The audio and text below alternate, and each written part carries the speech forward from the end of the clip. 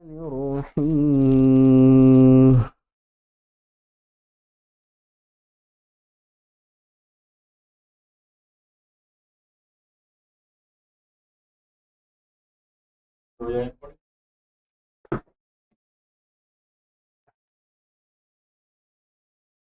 कौन है?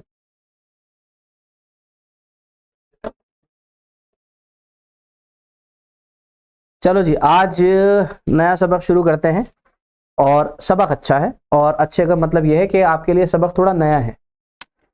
माशाल्लाह, चेहरों पे रौनकें लग रही हैं आज बड़ी ज़बरदस्त।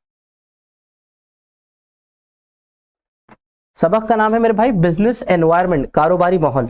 थोड़ा सबक के बारे में वैसे आपसे बात कर लेता हूँ। वो क्या है कि कारोबार क्या होता है, कैसे होता है, क्या क्या चीज़ें होती है, सब चीज़ें हमने पढ़ ली हैं, पिछली क्लास में भी पढ़ी थी 10वीं के अंदर। कारोबार का माहौल का मतलब क्या होता है कि कारोबार जब आप चलाते हो या कारोबार करते हो तो कुछ चीजें उस कारोबार को असर करती हैं। ऐसे कैसे असर कर देंगी जी? भाई साहब, बहुत सारी चीजें असर करती हैं।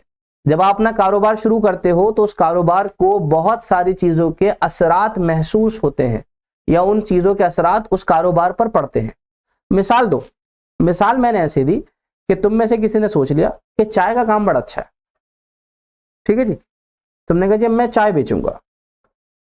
हमने भी कुछ नहीं कहा, हमने कहा चलो माशाल्लाह पढ़ा लिखा चाय वाला है, चाय ही बेच लेगा। तो आपने चाय का कारोबार शुरू करा आप ही के मदरसे में से, और अल्हम्दुलिल्लाह बहुत अच्छा रिस्पांस। उसने थोड़ा चाय को अपनी पढ़ाई से ताल्लुक दिया और चाय में थोड़ी नई नई चीजें डाली, एक्सपेरिमेंट करे, इलायची ले और ये ले और वो ले, चाय बड़ी खूबसूरत बन रही, मजे की चाय कुल्हड़ के अंदर वो सर्व कर रहा। अब आम चाय वाले में और पढ़े लिखे चाय वाले में थोड़ा फर्क तो होगा, वो आपने महसूस भी कराया। और माशाल्लाह आपने चाय का नाम भी बड़ा अच्छा रखा, मैं आपको आइडिया देता हूं, पढ़ा लिखा चाय वाला। जैसे आपने नाम सुना होगा ना MBA चाय वाला, तो आपने नाम रखा पढ़ा लिखा चाय वाला। माशाल्लाह उसके अंदर आप बड़े अच्छे तरीके से उस चीज को परोस रहे हैं। कीमत बड़ी आम 30 रुपए 20 रुपए आपने कीमत रखी, बड़ा अच्छा चला। लेकिन हमारा कुछ अच्छा चल रहा होता है ना तो हमारे पड़ोसी को बड़ी जलन होती है। तो हमारा एक साथी जो देख रहा था हमारा कारोबार शुरू हो गया और माशाल्लाह अच्छा चलने लगा, उसके दिल में थोड़ी सी एक जलन की बू आने लगी कि यार ये तो बड़ा अच्छा कमा रहा है, ये क्या हो गया माशाल्लाह। हम वही रह गए, ये आगे निकल गया। तो कुछ नहीं, सारी चीजें आपके साथ बैठता था, पीता था, खाता था, सारी चीजों पर नजर रखी, किस तरह से बनाता है, कैसे बनाता है, क्या क्या चीजें चाहिए, और माशाल्लाह कुछ ही दिनों बाद आपके बराबर में खोल के बैठ गया। इसको हम भाषा में क्या कहते हैं? कॉम्पिटिटर। ठीक है, यारी दोस्ती अपनी जगह है, लेकिन तुम मेरे कॉम्पिटिटर हो, मुकाबले में आ गए। तुम अपना काम कर रहे थे, हाँ जी, मान के चलो तुम दिन की 100 प्यालियां बेच रहे थे, अच्छा चल रहा था, हाँ, लोग तुम पे भरोसा कर रहे हैं, तुम्हारी चीज उनको अच्छी लग रही है, लेकिन साथ में तुम्हारा जो दोस्त था या कोई और था, इसने भी अपनी एक दुकान खोल दी आस पास में ही। इतना तो तुम भी मान के चलोगे कि 100 प्यालियां थी तो अब 100 की 100 तुम नहीं ले पाओगे। अब वो प्यालियां बटेंगी, वो प्यालियां बटेंगी। क्या होगा? क्योंकि वो अभी नया नया खुला है तो सारी प्यालियां उसकी तरफ नहीं चली जाएंगी, हो सकता है अब 10 से 15 प्यालियां उसकी बिकनी शुरू हो जाए। तो मेरे भाई, जब 100 लोग चाय पीने वाले थे, 10-15 उसकी तरफ चलेगा तो सीधी सी बात है तुम्हारी तरफ कम होंगे। आबादी जितनी थी उस जिले की वो तो उतनी ही रहेगी ना, चाय पीने वाले जितने थे वो भी उतने रहेंगे। अब आपके कॉम्पिटिटर ने आपके बिजनेस को असर करना शुरू करा। किस तरह से असर करा? ये आपके बिजनेस पर एक उल्टा असरात डाल रहा है। इससे आपके बिजनेस में हार्म हुआ, आपकी सेल थोड़ी सी कम हो गई। कब हुआ? जब कंपटीशन बढ़ा। इस तरह से हमारे कारोबार को बहुत सारी चीजें असर करती हैं, और वही चीजें हमें इस चैप्टर के अंदर पढ़नी है कि कारोबार को और कारोबार के माहौल को कौन कौन सी चीजें असरदार करती हैं। ठीक है जी, तो सबक के अंदर हम इन चीजों के बारे में पढ़ेंगे। तो सबसे पहला क्वेश्चन यहां पर आ जाता है, कारोबार का माहौल का मफहूम क्या है? ठीक है जी, तो सबसे पहले इसका मफहूम देख लेते हैं। जैसे कि पहले बयान किया गया, हर कारोबार कामयाबी इस माहौल से मुताल्लिक मुंसकिर है जिसमें काम किया जा रहा है। मिसाल के तौर पर जब हुकूमत की पॉलिसी में कोई तब्दीली आती है, चलो ये भी एक अच्छी मिसाल दे दी इसने, कि जो आप चाय बेच रहे थे अच्छी खासी चल रही थी, आ गया कुछ नया रूल, किसी को पता थोड़ी है, हुकूमत ने देख लिया भाई ये चाय वाले बड़ा कमा रहे हैं आजकल, शहरों में क्या, गाँव में क्या, कस्बों में क्या, ऐसा करो एक पॉलिसी बनाओ चाय वालों से भी अब हम जो है वो टैक्स लिया करेंगे। चलो बेटा, अब उन्होंने नई पॉलिसी बनाई और तुम पे लगा दी टैक्स। अब सीधी सी बात है, तुम्हारी चाय महंगी होगी, टैक्स लगेगा तो महंगी होगी तो लोग थोड़ा सा कम पियेंगे, उससे तुम्हारी बिक्री पर असर होगा। तो फिर एक और चीज आ गई जिसने हमारे कारोबार के माहौल पर असर किया। तो ऐसे बहुत सारी चीजें जिससे हमारा कारोबार असर लेता है, ठीक है जी। तो इसके अंदर बहुत सारी चीजें आ सकती हैं जिससे हमारे कारोबार पर असर पड़ेगा।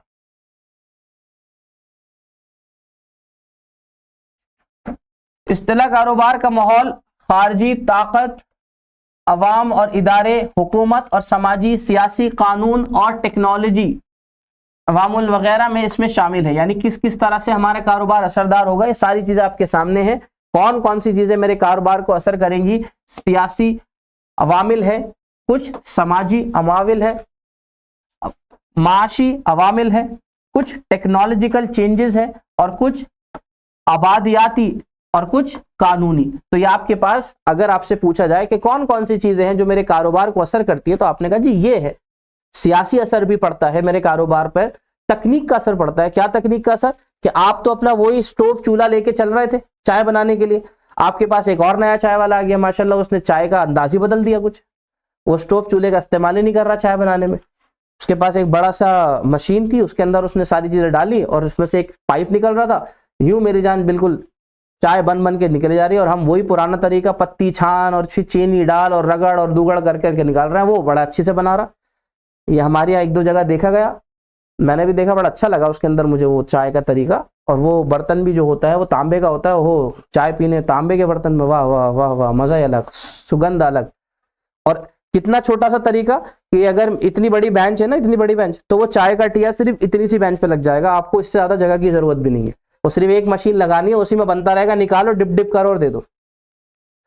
तो ये बहुत सारी तरीके हैं जिससे हमारा कारोबार मुतासिर होता है। नए नए कानून बन गए, आपका कारोबार मुतासिर हो जाएगा। आबादियाती अमाल का मतलब है आबादी का बढ़ जाना, कम हो जाना। आपको पता है कि आपके कारोबार के अंदर जो चाय पीने वाले लोग हैं उनकी उम्र का जो तकाजा है वो है 15 साल से लेकर 60 साल तक के लोग। अब आपके इलाके के अंदर मेरे भाई अगर 15 से नीचे के लोग ज्यादा हैं तो आपके कारोबार पर असर पड़ने लगेगा। तो इस तरह से ये कुछ चीजें हैं जिनका हमारे कारोबार पर असर होता है, इसको हम नोट करते हुए चलेंगे। कारोबारी माहौल की खुसूसियात क्या क्या होती हैं? जैसे पहला है, कारोबारी माहौल किसी कारोबार इदारे के खारजी अवामिल का मजमुआ है और वो उनके काम को काफी मुतासिर करता है। ठीक है जी। पॉइंट नंबर 2, ताकतें और अवामिल जैसे ग्राहक, हरीफ, मुहैया कराने वाले, हुकूमत और समाजी, सकाफती, टेक्नोलॉजी और कानूनी हालात इनमें शामिल है। तो दूसरा वाला पॉइंट वही आगे जो आपको मैंने ऊपर बताया, क्या क्या चीजें इसके अंदर आती हैं। तो ये नाम आप चलते हुए याद कर लें, ग्राहक, कस्टमर, सप्लायर, इंटरमीडिएटर, बीच में जो होते हैं सामान को पहुंचाने वाले वो, हुकूमत, समाज, टेक्नोलॉजी, ये सब ताकतें और एनवायरमेंट है जो हमारे कारोबार को असरदार करती हैं।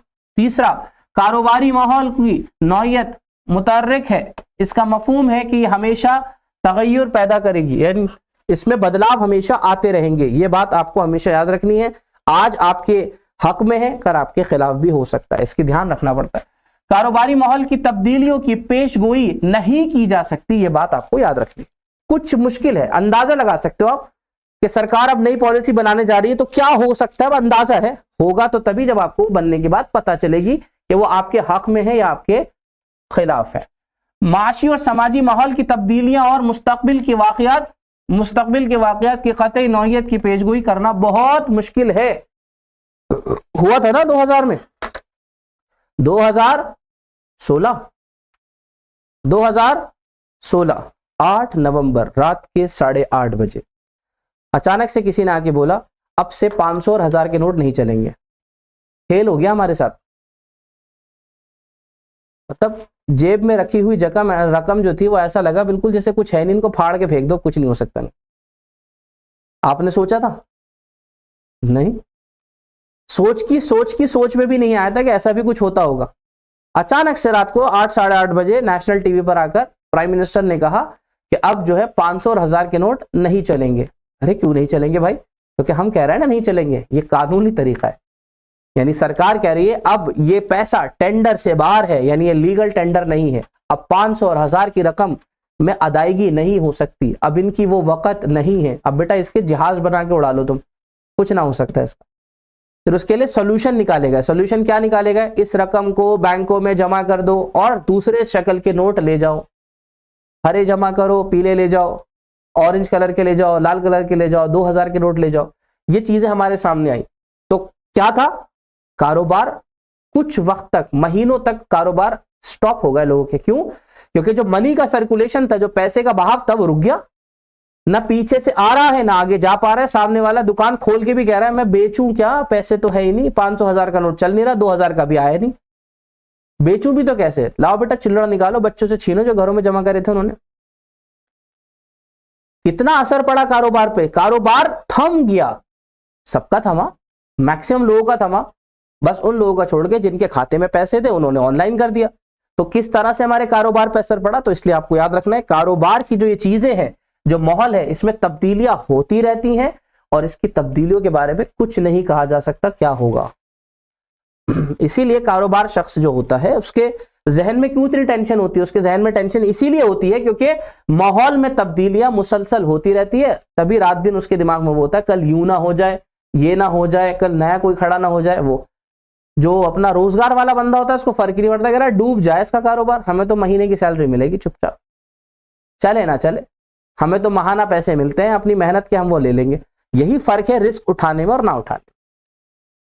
कारोबार के माहौल की अहमियत बताओ जी। यहां पर बड़ा अच्छा क्वेश्चन है, आप इसको नोट कर लीजिए। अहमियत हमें बड़े अच्छे से याद रखनी है, क्यों जरूरी है ये कारोबारी माहौल।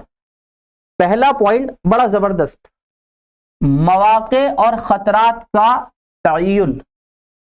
इसको इंग्लिश में बोलते हैं अपॉर्चुनिटी एंड थ्रेट।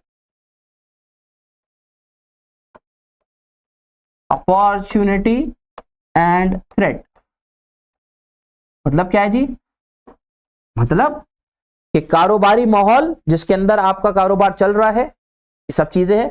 ये कह रहा है ये माहौल आपके लिए फायदा भी है और नुकसान से बचाने का जरिया भी है। ये कारोबारी माहौल आपके लिए बड़े बड़े मौके लेकर आता है। कैसे मौके लेकर आया? कि चलो मौका देखो, कोविड हुआ, हाँ जी हुआ, हमें हुआ ना हुआ, लेकिन फैला पूरी दुनिया में। इसमें क्या मौके? इसमें तो सारी दुनिया के हालात खराब थे, लोग परेशान थे। इस परेशानी में भी लोगों ने मौके ढूंढे मेरे भाई। जिसने मास्क बनाया उसने मौका ढूंढा। लोग कब तक अपने मुंह पे रुमाल बांधते? जिसने मास्क बनाया उसने इस माहौल की तब्दीली का फायदा उठाया और उस मौके का फायदा उठाया। जो मास्क आप डॉक्टर भी कम से कम ही पहनते थे, वो एक आम इंसान भी पहनने लगा, बच्चे, औरतें, बूढ़े सब पहनने लगे। बिक्री कितनी बढ़ गई, प्रोडक्शन कितनी बढ़ गई, क्या ही छापा होगा इन्होंने। जो सैनिटाइजर आम इंसान कभी इस्तेमाल ही नहीं करता था, कभी कभी इस्तेमाल, वही वो लोग इस्तेमाल करते थे जिनको लग रहा था कि हम उठने बैठने में दिक्कत है, पानी से हाथ नहीं धो पाएंगे, वो सैनिटाइजर यूज करते थे। हत्ता कि जो केमिस्ट की शॉप है जहां पर ये दवाइयां मिलती हैं, उनके अभी वो सैनिटाइजर रखे रखे एक्सपायर हो जाते थे। लेकिन जब ये मौका आया तो सैनिटाइजर तो खूब बना और खूब बिका और खूब छपा। तो लोगों ने माहौल की तब्दीली के अंदर मौके ढूंढ रखे होते हैं। ये हमारे लिए तो बहुत मुश्किल था, हमारे कारोबार पर उसका असर पड़ा, हम नहीं समझ पाए, लेकिन किसी और ने उस माहौल की तब्दीली से मौके निकाले। ऐसे मौके निकलते हैं। तो ये माहौल की तब्दीली, ये माहौल के हालात हमारे लिए मौके भी हैं और खतरात से बचने का सिग्नल भी है। खतरात मतलब हो गए थ्रेट। तो यहां से जब ये माहौल तब्दील होता है तो वार्निंग सिग्नल आने लगते हैं। सुनो, आज तुम्हारे दोस्त ने खोल लिया है, कल उसका दोस्त भी खोल लेगा, सुन लो, सबको उड़ा दो यहां से। ये खतरात आपको महसूस होंगे। तो ये माहौल हमें मौके भी देता है और हमें खतरात से बचने के सिग्नल भी देता है। ये तब्दीली आ रही है भाई साहब, थोड़ा सा जरा कुछ बदलाव करने पड़ेंगे। पॉइंट नंबर 2, तरक्की को समत अता करना, यानी माहौल के साथ तामिल तिजारती इदारों के लिए तरक्की की नई राहें खुलती हैं। माहौल की तब्दीली के साथ, एनवायरनमेंट चेंज होने के साथ हमारे लिए नई नई तरक्की की शक्लें भी खुलती हैं। ठीक है जी। पॉइंट नंबर 3, मुसलसल आमूजश। ठीक है, तो अल्फाज बड़ा डिफिकल्ट यूज कर, आमूजिश। मालियाती तजुर्बे कारोबार चैलेंज से मुकाबला करने में मैनेजर के काम यानी उनकी जिम्मेदारियां को आसान बनाता है, ताज़ा तरीन मालूमात और तिजारत के दायरे अमल में तब्दीलियों का सामना करने की महारत फराहम करता है। कह रहा है कि जो कंपनी चलाने वाले मैनेजर होते हैं वो जब इन माहौलों को तब्दील होते हुए देखते हैं तो इन माहौलों की तब्दीलियों से वो सीखते हैं। जैसे हमारे बड़े बुजुर्ग हमें बताते ना, हमारे वक्त में तो ऐसा भी हुआ था, हमने तो ये भी देखा था, हमने तो ये भी देखा था। हमने कुछ नहीं देखा, लेकिन उन्होंने देखा, तो अब वो क्या हमें समझाते हैं कि देखो हमने बहुत सारी चीजें देखी हैं। तो ऐसे एक मैनेजर जब इतने सारे उतार चढ़ाव देखता है तो उससे उसको सीखने को मिलता है, और ये उसका सीखना आगे के लिए उसमें आसानी पैदा करता है कि आगे इस उतार चढ़ाव अगर आ भी गए ना, अब जैसे एक बार नोट बंद हो चुका, अगर 10-12 साल में दोबारा हो गया तो आपको झटका नहीं लगेगा। आप क्या कहोगे, अभी तो हुआ था 10 साल पहले, हमें पता था किस तरीके से हमने काम करा, इस बार भी कर ही लेंगे। एक चीज पहले हो गई तो उससे आपके लिए वो सीखने का सबब बन जाता है। साख की तामीर माहौल का फहम कारोबार इदारों के साथ साख को बेहतर बनाता है और माहौल की नज़ाकत के तय हिसास होने के जरिए मदद करता है। मिसाल के तौर पर बिजली की कमी की मद्देनजर मुतअद्दिद कंपनियां अपनी फैक्ट्रियों में कंट्रोल पावर प्लांट लगाएगी। इस तरह से वो अपनी बिजली की खेत की जरूरत को पूरा कर सकती है। मतलब यह है कि यहाँ पर आपको साख की तामीर, जो माहौल होता है वो कारोबार को बहुत सारी चीजें बेहतर बनाने की भी कोशिश करता है। बेहतर बनाने की कोशिश मतलब कि आपको पता था आपके खेतों के लिए या आपके गांव के लिए बिजली की कुछ कमी हो रही है, तो अब आप उसके अंदर क्या करोगे, कुछ नई नई चीजें सर्च करोगे और ये कोशिश करोगे किस तरह से मैं बिजली के इंतजामात कर सकता हूं। ठीक है जी। और आखिरी पॉइंट ये कर लीजिए, मुकाबले का सामना करना। ये जो हेडिंग है ना, हेडिंग, इनको आपको ऐसे ही याद रखना है, इसमें आप तब्दीली मत करिएगा, इनमें तब्दीली मत करिएगा, ये ऐसे ही रखिएगा।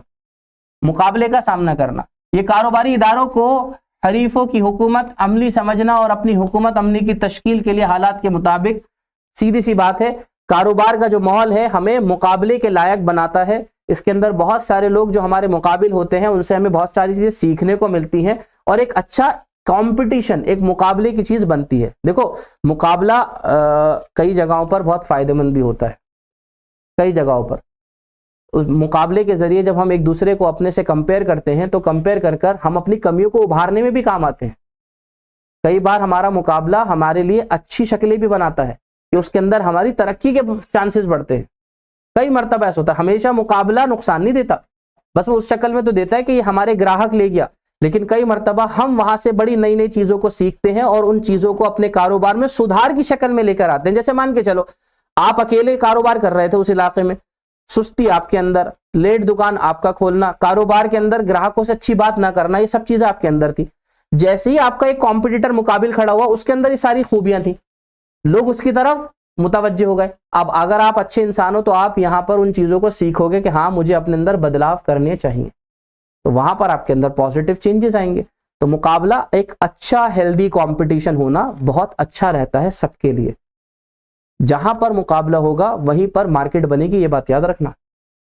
जहां मुकाबला होगा, आप बाजार जाते हो तो बाजार क्यों कहते हो, लाइन से दुकानें होती है जिसके अंदर हर दूसरी तीसरी दुकान पे वो सेम सामान मिल रहा होता है, इसी को बाजार कहते हैं। और ये सारा हुजूम उठकर उस बाजार में ही जाता है।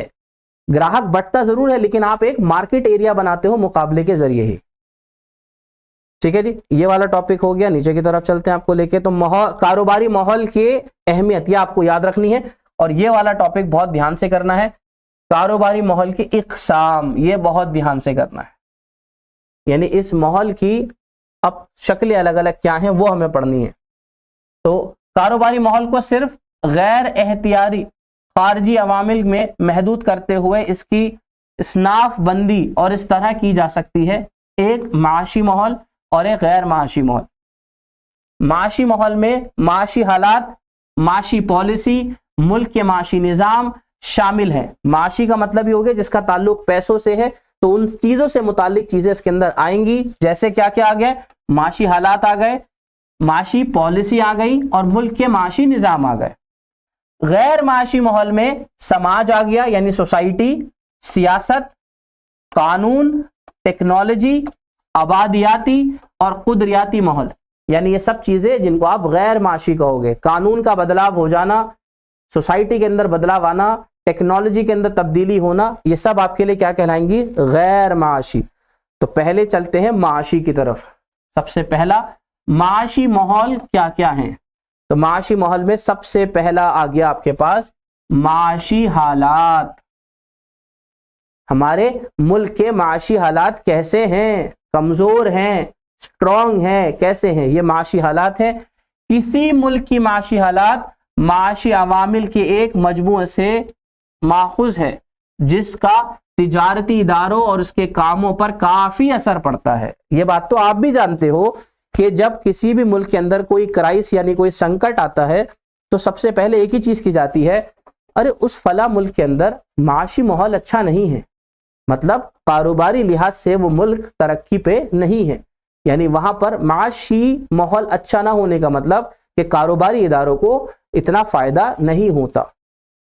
तो किसी भी मुल्क के अंदर ये माहौल सबसे ज्यादा जरूरी है। अगर ये माशी माहौल बना होगा ना मुल्क के अंदर, तो सारे इदारे और कारोबारी तंजीमें काफी पैसा कमाएंगी। इनमें कुल घरेलू पैदावार, फी आमदनी, अशिया और खिदमात का बाजार, सरमाए की दस्तयाबी, ये सब चीजें इसके अंदर दाखिल है कि मुल्क के अंदर कमाने वाले लोगों की आमदनियां कितनी हैं, मुल्क के अंदर कमाने वाले लोगों की आमदनियां कितनी हैं, मुल्क की खुद की आमदनी कितनी है, मुल्क के अंदर कितना सामान पैदा किया जा रहा है, ये सब चीजें उसके माशी हालात को बतलाती हैं। दूसरी चीज पे चलते हैं, नाम है माशी पॉलिसी। सभी कारोबार सरगर्मियां और उनके अमल पर बराह रास्त असर हुकूमत के जरिए बनाई जाने वाली माशी पॉलिसी का होता है। इतना लिख दिया काफी है कि भाई जो मुल्क है, मुल्क की पॉलिसी बनती है और मुल्क की पॉलिसी बनाती है सरकार। तो सरकार जो पॉलिसी बनाती है उसका कारोबार के इदारों पर असर पड़ता ही पड़ता है। जब जीएसटी आया, जब जीएसटी की पॉलिसी आई तो असर पड़ा, बहुत असर पड़ा। जो कच्चे पे काम कर रहे थे उनके कारोबार पे बहुत असर पड़ा कि उनको सारे काम अब पक्के में करने हैं। काफी तब्दीली आई। उसके अंदर अलग अलग पॉलिसी हैं, जैसे सनती पॉलिसी, माली पॉलिसी, जर की पॉलिसी, या आप ऐसी नाम रख सकते हो, और एक्सपोर्ट इंपोर्ट पॉलिसी यानी बरामद और दरामद की पॉलिसी। ठीक है जी। इसके बाद यहां नीचे इसको छोड़ दीजिए, तीसरे पर आ जाइए। तीसरा था आपका माशी निजाम। पॉलिसी के बाद तीसरा पॉइंट है माशी निजाम। आलमी मईशत 3 इक़साम के माशी निजाम से मंसूब होती है, जो क्या है, सरमायादार निजाम, सोशलिस्ट मईशत और मखलूत निजाम मईशत। यानी पूरे वर्ल्ड में 3 किस्म की मईशतें होती हैं। कितने किस्म की? 3 पूरे वर्ल्ड में। अच्छा जी, हमारी कौन सी मईशत है? हमारी इकोनॉमी को हम क्या कहते हैं? आपने नाम सुना हो, भारत की जो इकोनॉमी है इंडिया की, उसको हम कैसी मईशत कहते हैं? मिक्स्ड इकोनॉमी, मखलूत निजाम मईशत है हमारी। अरे ये होती क्या है? मखलूत, सोशलिस्ट और सरमाएदार। 3 नाम है ये, सरमाएदार, सोशलिस्ट और मखलूत। भाई सीधी सी बात याद रखो, जिन मुल्कों के अंदर जो डिसीजन है, बड़े डिसीजन कि भाई मुल्क में पैदा क्या होगा, मुल्क में पैदा कैसे होगा और ये सामान कैसे लोगों में बांटा जाएगा। 3 चीजें, क्या? सामान पैदा क्या करना है, यानी ब्रेड बनाऊं या बंदूकें बनाऊं, दूध बनाए या ट्रैक्टर बनाए। सर सब बनाओ ना। अरे ऐसे सर नहीं बनता भाई, सब नहीं बनता। जमीन महदूद, पैसा महदूद, लोग महदूद, तो भाई प्रोडक्शन भी तो महदूद होगी। वो कैसे अनलिमिटेड कर दोगे? तो आपको यहां पर अब तय करना है कि मैं क्या पैदा करूं अपने मुल्क के अंदर, किस तरीके से पैदा करूं, किसके लिए पैदा करूं। जिन मुल्कों में ये डिसीजन वहां की सरकार लेती है, ऐसी मईशत को सोशलिस्ट कहते हैं। जिन मुल्कों में ये सारे डिसीजन, ये जो सारे डिसीजन है वहां की कौन लेती है? सरकार। ऐसी मईशत को सोशलिस्ट कहते हैं। अच्छा जी, और यही डिसीजन क्या पैदा करना है, कैसे पैदा करना है और किसके लिए पैदा करना है, अगर यही डिसीजन वहां के प्राइवेट लोग लेते हैं तो ऐसी मईशत को कहते हैं सरमायादाराना मईशत। इंग्लिश में कहते हैं इसको कैपिटलिस्ट। और जिन मईशत के अंदर ये सारे डिसीजन आधे प्राइवेट लेते हैं और आधी सरकार, या कुछ सरकार लेती है और कुछ प्राइवेट, ऐसी को बोलते हैं मखलूत निजामी मईशत। तो ये 3 किस्म की मईशतें होती हैं। इंडिया मखलूत के अंदर आ रहा है, वैसे तो होना नहीं चाहिए लेकिन आ रहा है, क्योंकि इंडिया में ज्यादातर चीजें प्राइवेट हो चुकी हैं, बहुत कम कंट्रोल सरकार के पास बचा है, तो ज्यादातर हम इसकी तरफ जा रहे हैं, सरमायादाराना। यूरोपियन कंट्रीज अगर आप देखोगे तो वो सारी कंट्री इसी के ऊपर महदूद है, इसी के ऊपर चल रही हैं। क्यों? क्योंकि ये जो मईशत होती है सरमायादाराना, नाम से पता चल रहा है ये सिर्फ सरमाया बनाने वाली मईशत होती है, इसीलिए ज्यादातर आपको ये इकोनॉमी, ये जो मईशत है आपको ज्यादातर रिच नजर आएंगी, काफी सरमाए वाली नजर आएंगी। सोशलिस्ट जो होती हैं ये थोड़ी ऐसी होती हैं जो मुल्क को लेकर चलने वाली होती हैं, ये अमीर गरीब के फर्क को कम करने की कोशिश करती हैं। इसके एग्जाम्पल में आपको चाइना का नाम दे सकता हूं, लेकिन चाइना भी प्योर सोशलिस्ट नहीं है, मुकम्मल तौर पे नहीं है। ठीक है जी। तो मईशत का रिवाज, मईशत किस लिहाज की है, उससे भी आपके कारोबार के माहौल पर बड़ा असर पड़ेगा। अब आते हैं अगले पर, गैर माशी माहौल कौन कौन से है जी? तो गैर माशी माहौल के अंदर अब आ गया आपका समाजी माहौल। कारोबार के समाज माहौल में समाजी अवामिल जैसे रिवाज, रिवायत, इक़दार, एतकाद, गुर्बत, इम्कानी जिंदगी की शरह वगैरह शामिल है। और ये सब चीजें आपके कारोबार को असर करती हैं। कौन असर करती है? समाजी माहौल हमारे कारोबार को असर करता है। हमारे मुल्क में क्या कल्चर चलता है, यहाँ पर लोग क्या पहनना पसंद करते हैं, यहाँ लोग क्या खाना पसंद करते हैं, यहाँ लोगों की उम्रें कितनी हैं, ये सब चीजें इसके अंदर आती हैं और इससे मेरे कारोबार पर भी असर बनता है। ठीक है जी। समाजी ढांचा कैसा है, एक माशरे पर ये सब चीजें असर करती हैं। इदारे के नाम पर काफी खिदमत असरअंदाज होता है। मिसाल के तौर पर त्योहार के मौसम में नए कपड़े, मिठाइयाँ, फूल, फल वगैरह की मांग में इजाफा होता है और इससे आपके कारोबार पर असर पड़ता है। अगर आप में से कोई भी मिठाई बनाने वाला है बढ़िया सी, तो आपको भी पता है दिवाली और ईद के ऊपर आपके कारोबार में तरक्की होगी, आप सभी जानते हैं। ठीक है जी। आप में से अगर कोई सूट बेचता है तो आपको पता है ईद के मौके और रमजान के मौके पर आपकी सेल बढ़ेगी, पता है आपको ये बात, जिसको आप खुद कहते हो कि कारोबार में इस टाइम जो है तेजी आई हुई है, तेजी। और जब ये ईद बकरीद निकल जाएगी, आम मौसम हो जाएगा, जैसे अमूमन गर्मी का ज्यादा मौसम होता है, उसमें आपको पता है कारोबार पे काफी असर पड़ता है। तो मौसम भी हमारे कारोबार को असर करता है, उस मौसम के लिहाज से लोग अपनी अपनी चीजें खरीदते हैं। दूसरी चीज जो हमारे कारोबार को असर करेगी वो है सियासी माहौल। इसमें सियासी निजाम, हुकूमत की पॉलिसी, कारोबार बर्दारी की तय रिवायतें, तंजीम पसंद शामिल हैं।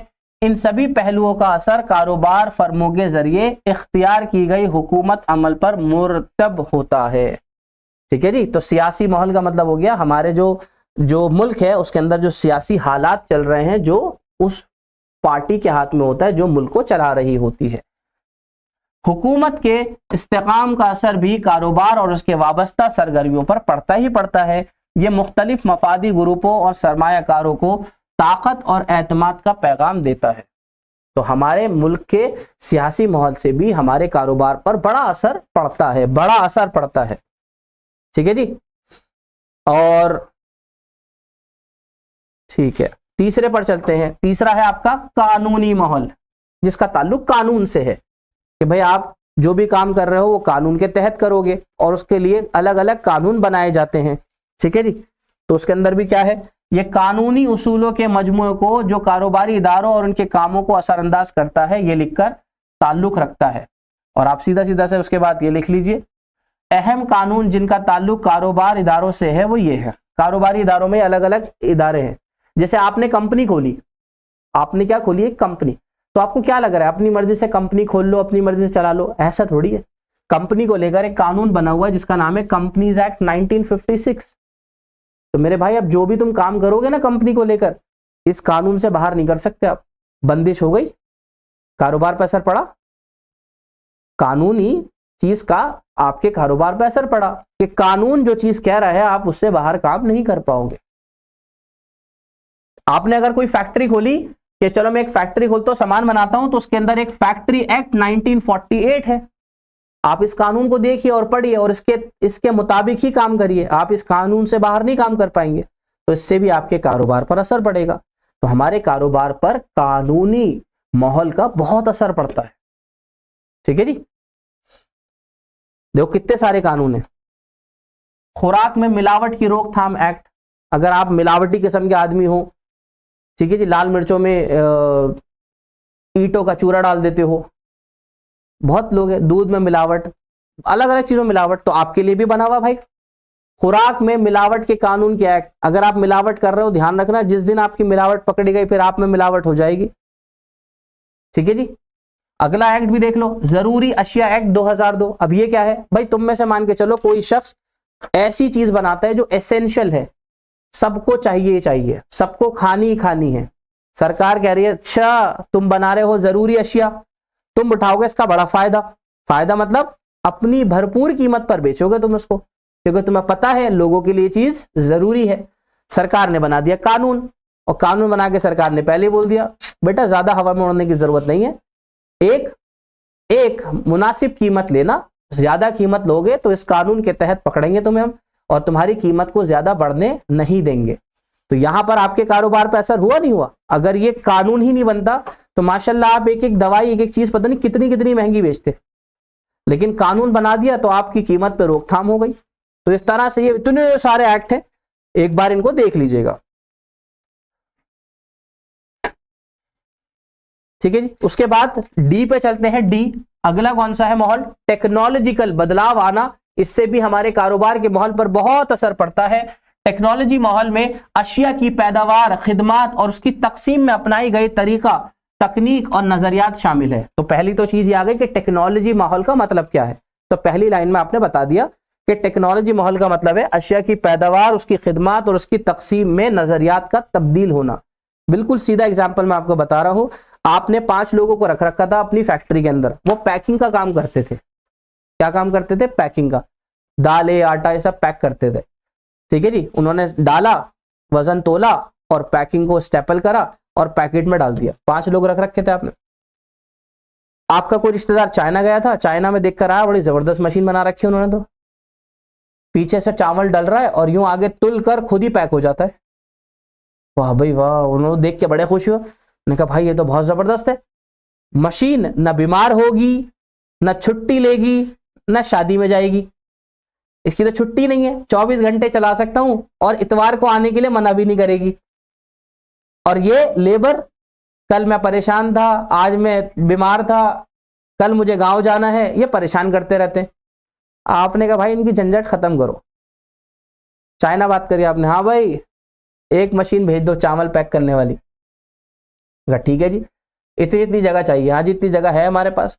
आपने वहां से मशीन इंपोर्ट करी, पैसे दिए, मशीन लगा दी, यूं बस पीछे से 5 लोगों की जरूरत थी, एक को रखा आपने, बस तू निगरानी कर लियो सही काम चल रहा है, चल रहा है, कभी मशीन भी गड़बड़ी कर दे किसी दिन।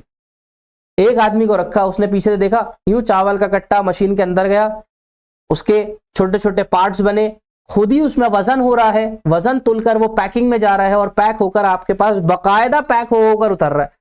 आपने कहा वाह भाई वाह, मजा आ गया। ये आपने अपने पैदावार में, अपनी खिदमात में अलग अलग चीजों का, नजरियात का बदलाव किया और उससे आपके कारोबार पर काफी असर पड़ा। असर क्या पड़ा? काम जल्दी होने लगा, काम में कीमत कम आ गई। कीमत कैसे कम आ गई? 5 लोगों को हर महीने 4 लोगों को आपको महीना सैलरी देनी पड़ती थी, अब तो नहीं देनी ना, सिर्फ बिजली का खर्चा है। तो ये होते हैं बदलाव। तो ये टेक्नोलॉजिकल चेंजेस आते हैं जिससे कारोबार पर काफी असर पड़ता है। मिसाल के तौर पर अमेरिका और मुतअद्दिद दीगर ममालिकों में बिजली के आलात 110 वोल्ट के मुताबिक डिजाइन किए जाते हैं, जबकि अगर इन मसनूआत को हिंदुस्तान के लिए बनाया जाए तो ये 220 वॉट के मुताबिक बनाए जाते हैं। मुकाबले के इस जदीद दौर में टेक्नोलॉजिकल तब्दीली की रफ्तार काफी तेज है, मतलब उन्हीं क्या वो चीज कम वॉट की बनाई जा रही है, तो मतलब बिजली का इस्तेमाल कम हो रहा है, उनके कम कंजम्पशन है। हमारे यहाँ वो चीज अभी भी 220 में है, तो उसका मतलब हमारी टेक्नोलॉजी अभी लो है, हमारी बिजली वो ज्यादा पी रही है, उनके बिजली कम ले रही है, ये टेक्नोलॉजी का फर्क है, तो उसका असर उन पे पड़ता है। ई पॉइंट ले लेते हैं, आबादियाती माहौल। ये आबादी के हुजूम, जसामत, तकसीम और आबादी के इजाफे शरह से मुतालिक है। सीधा सीधा अल्फाज है। आबादियाती का मतलब है ये इसका माहौल हमारी आबादी से ताल्लुक रखता है, कितने लोग हमारे मुल्क में पैदा हो रहे हैं, कितने बच्चे हैं, ये सब चीजें इसके अंदर आती हैं। इन सभी अवामिल का असर बराह रास्त मुख्तलिफ मसनूआत और खिदमात की मांग पर पड़ता है। जैसे मैंने आपसे कहा, मान के चलो आपके मुल्क के अंदर नौजवान ज्यादा है, आपके मुल्क के अंदर नौजवान ज्यादा है, तो आप अगर कोई ऐसी चीज बना रहे हो जो नौजवानों को ज्यादा पसंद है, तो आप समझो ना इशारा कि आपके उसकी बिक्री ज्यादा होगी। ये फर्क पड़ा, आबादी से कितना ताल्लुक है आपके कारोबार के माहौल का। आपके बच्चों की तादाद ज्यादा है, तो आप वो चीजें बनाओ जो बच्चों को ज्यादा चाहिए होती हैं, तो उससे आपके कारोबार पर काफी असर पड़ेगा। तो ये चीजें हैं जिनका ताल्लुक हमारी आबादी से है। मिसाल के तौर पर अगर किसी मुल्क की आबादी के इजाफे की बहुत ऊंची शरह है और आबादी का एक बड़ा हिस्सा बच्चों पर मुश्तमिल है, तो वहां बच्चों की मसनूआत की मांग ज्यादा होगी। जो बात आपको मैं बता रहा हूं, आपको पता है माशाल्लाह आपके जिले के अंदर खूब बच्चा है, बच्चा ही बच्चा, बच्चा ही बच्चा, तो आप बच्चों के कपड़ों का कारोबार करो, बच्चों के खिलौनों का कारोबार करो। क्यों? आपको पता है कि यहाँ बच्चे ज्यादा हैं, तो बच्चों के सामान की मांग ज्यादा होगी। आपके जिले, आपके कस्बे, आपके शहर के अंदर आपको लग रहा है यहाँ नौजवान तबका बहुत ज्यादा है, तो आप उन नौजवानों से मुतालिक चीजें उनके लिए बनाओ। आखिरी है जी कुदरती माहौल। और कुदरती माहौल आपको पता ही है, कुदरती माहौल में जो आफिया, जो चीजें हैं, जो नेचुरल कैलेमिटी हो गए, सब चीजें हो गई जिनका असर कारोबारी अमल पर होता है, इनमें कुदरती वसाइल की दस्तयाबी, मौसम, आबो हवा, मकामी जोग्राफिया, अवामिल वगैरह शामिल है। कुदरती माल की नौयत का तिजारत पर काफी असर होता है। मिसाल के तौर पर चीनी की मिलें, कारखाने सिर्फ उन मकामात पर लगाई जाती हैं जहां गन्ने के खेत हो सकते हैं। मिसाल है, समझ आ गई आप? तो आप देखो आपके मुल्क के जोग्राफिकल माहौल कैसे हैं। ठंडा माहौल कहां पर है, गर्म माहौल कहां पर है। ठंडे माहौल में ये चीजें उगाई जाती हैं, वहीं पर उसकी फैक्ट्री लगाई जाएगी। ये थोड़ी आपने गन्ना आप ले रहे हो ऊपर के किसी इलाके से और फैक्ट्री आपने लगा रखी है नीचे, तो आने ले जाने में बड़ा पैसा खर्च होगा आपको। तो जहां पर जो चीज मौजूद है वहीं पर उसकी फैक्ट्री लगाओगे तो उससे आपकी लागत कम आएगी। ये चीजें समझने की है, ये मौसम की चीजें हैं। तो आपके मुल्क के अंदर क्या क्या चीजें ज्यादा हैं, किसी मुल्क के अंदर कोई और चीज ज्यादा है। इस तरह से मुल्क अपने कुदरती जो रिसोर्सेज होते हैं उनका फायदा उठाती है। हर मुल्क के पास है जो वसाइल उनके पास है। ये एक टॉपिक है हिंदुस्तानी मईशत में जदीद तरक्की। आप एक बार खुद ही पढ़ लीजिएगा, मैं आपको वैसे बता देता हूं। 1991 मुल्क आबाद हुआ कब? बताओ जल्दी से, कब आबाद हुआ? मुल्क आबाद कब हुआ था? हाँ मतलब वो आजाद कब हुआ था? भाई आजाद हुए हैं, नहीं हुए अभी भी हम? हो गए ना, कौन से सन में हुए थे? 1947। दिन कौन सा था? 15 अगस्त 1947। बहुत बढ़िया, 15 अगस्त 1947 में हम आबाद हुए। माशाल्लाह। तुम अगले महीने ही तो है 15 अगस्त। दिल्ली विल्ली में तो बड़ी पतंगी उड़ाई जाती हैं यहाँ। हाँ पतंगों का माहौल है यहाँ पर। दिल्ली यूपी के इलाकों में खूब होता है। पतंग कटी मतलब आजाद हो गए आप, अलग ही माहौल है। तो 15 अगस्त 1947 में हम आबाद हुए। आबाद होने के बाद हकीकत बात बताऊं तो हमारे हालात बहुत संगीन थे। संगीन क्यों थे? क्योंकि ब्रिटिशर्स पूरी लूटपाट करके गए थे। गोरों ने हमें छोड़ा नहीं था किसी भी लायक। बिल्कुल ऐसे तोड़ ताड़ के जाते हैं ना, बिल्कुल अच्छे से फुर्सत से मारा पीटा छोड़ के आखिर में चलो अब जी लो तुम। तो बिल्कुल ऐसी हालात छोड़ के गए थे।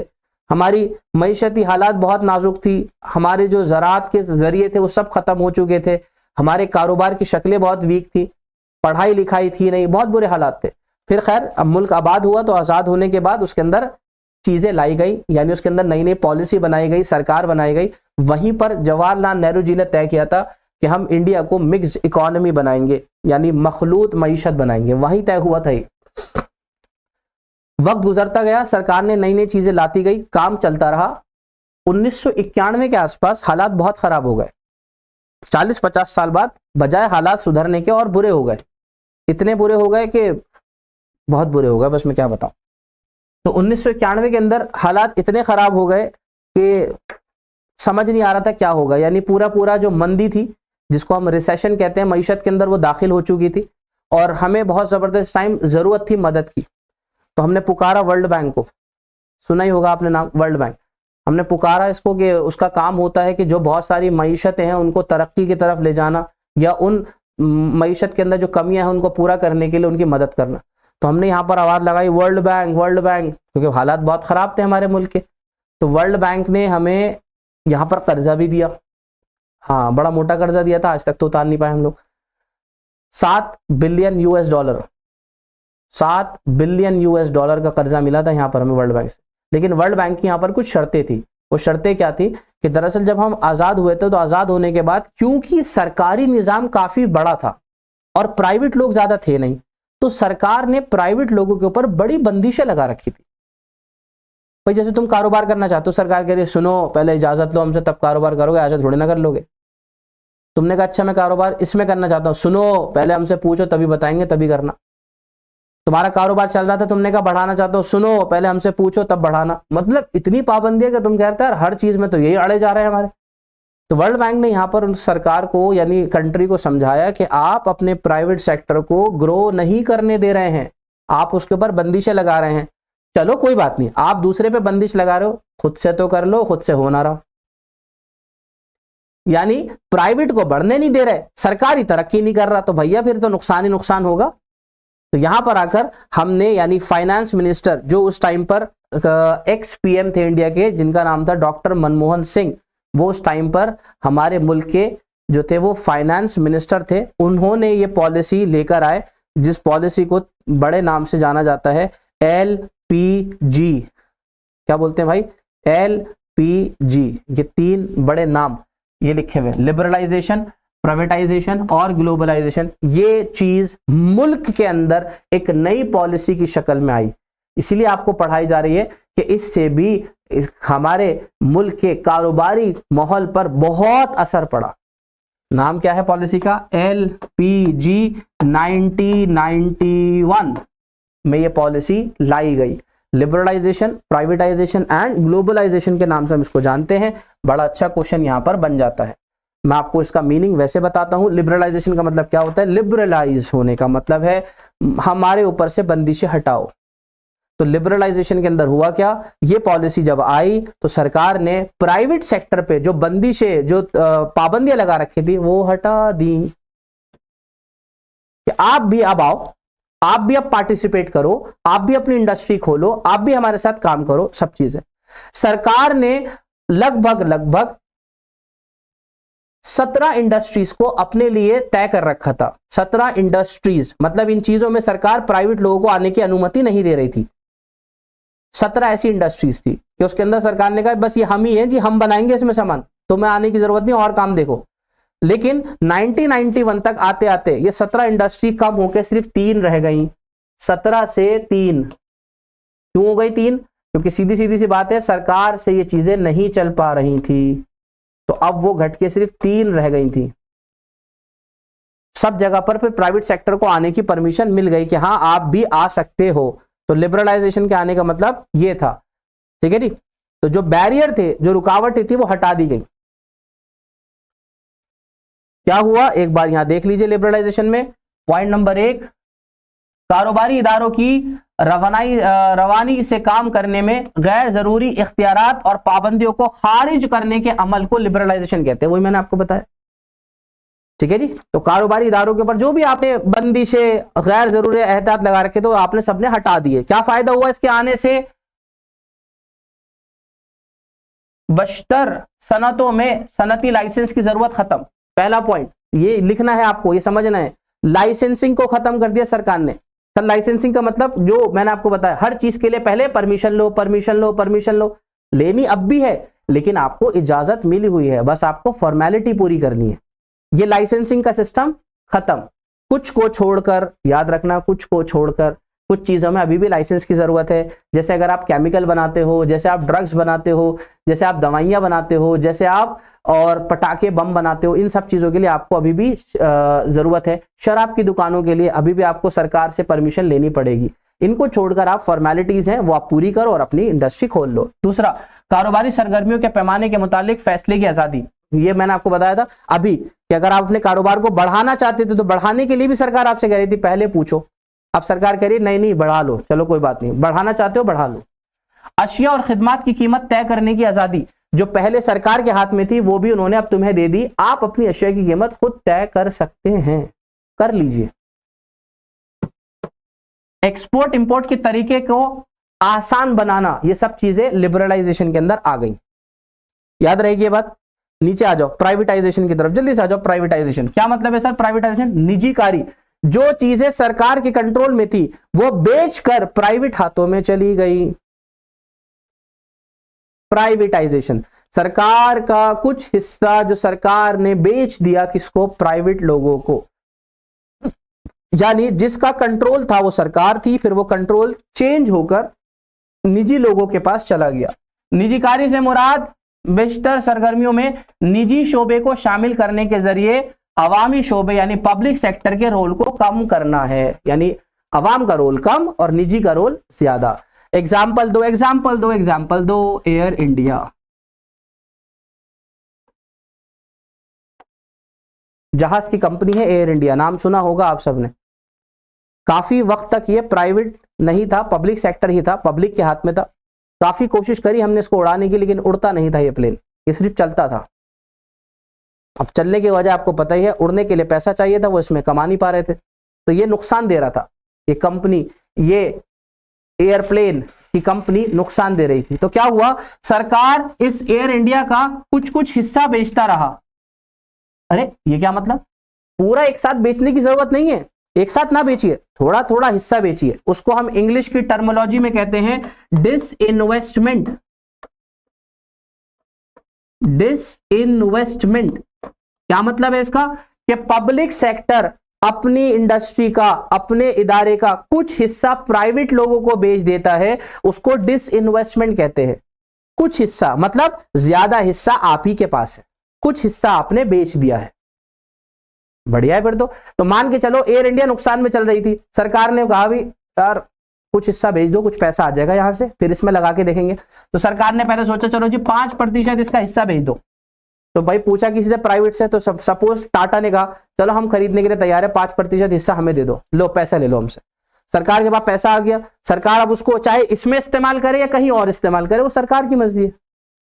अगले साल फिर नुकसान हो गया, सरकार कह रही है यार 10% और बेचो, यार ये तो नुकसान ही दे रही है, और पैसा आ जाएगा थोड़ा। इस तरह से सरकार अपना हिस्सा बेचती गई, बेचती गई, बेचती गई।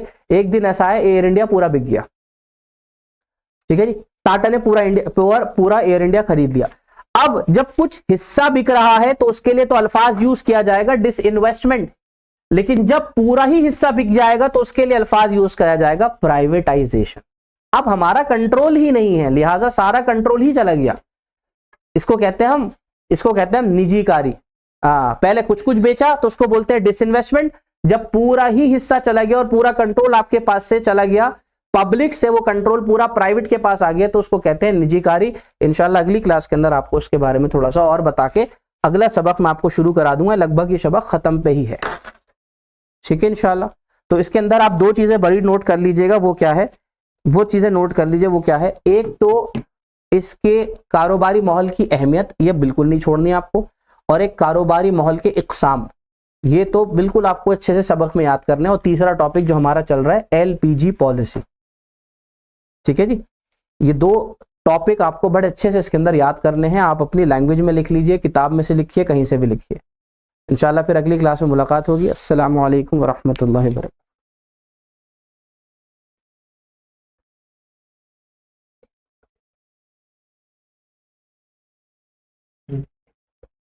फोटो ले तो लिए मैं तुम ले